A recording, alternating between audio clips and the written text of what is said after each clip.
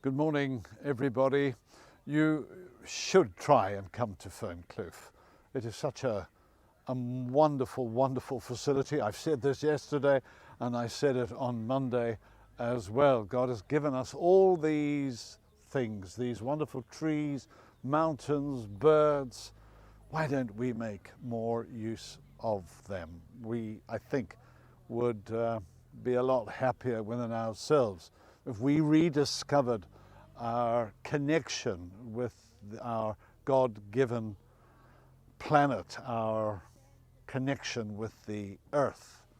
Be that as it may, we've been talking about Hebrews 11 and that great passage on faith, and I've spoken of one or two people who appear in that passage as inspirational examples of faith in the midst of huge adversity.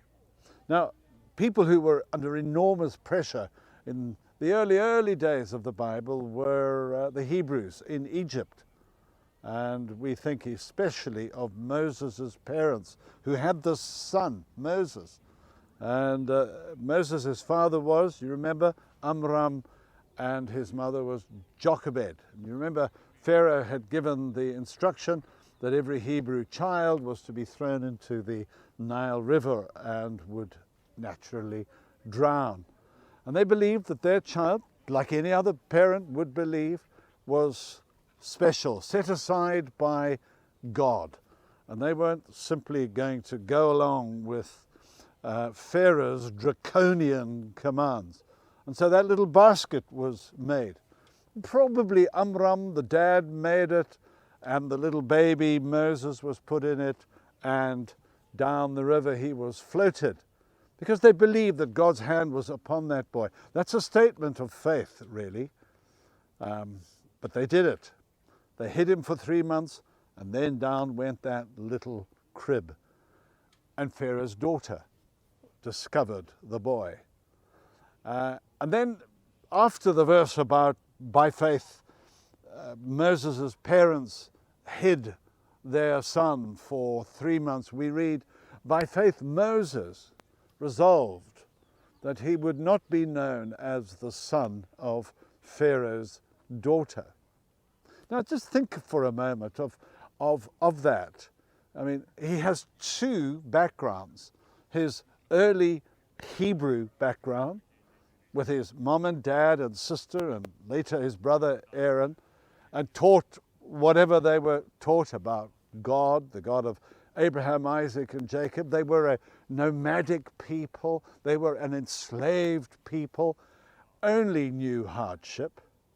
Compare that part of his upbringing with the very seductive lifestyle that he would have enjoyed being the son of Pharaoh's daughter.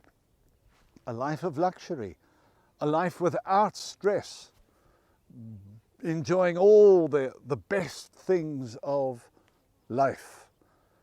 And now he has to choose between the Egyptian way of life with all its seductions and the Hebrew way of life with all its hardships and challenges.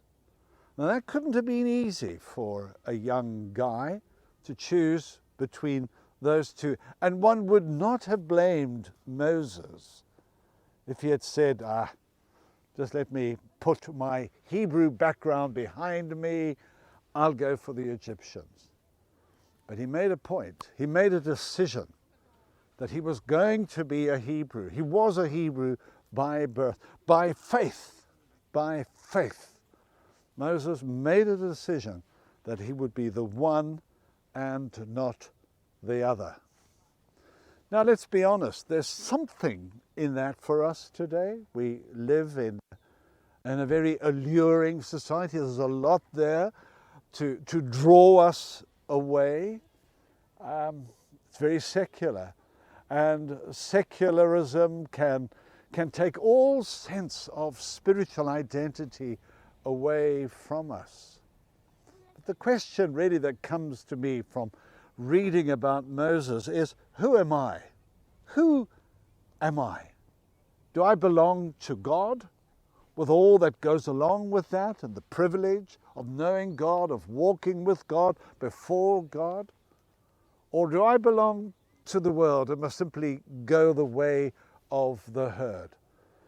Well, the thought for today is that Moses resolved to be known as the son of his parents, his physical parents, rather than to be called the son of Pharaoh's daughter. Remember this: you are a royal priesthood, a chosen nation, a holy people belonging to God, that you may declare the excellencies of him who brought you out of darkness into his marvelous light. If you're a child of God, don't be ashamed of it. Stand up and be true to him. God be with you.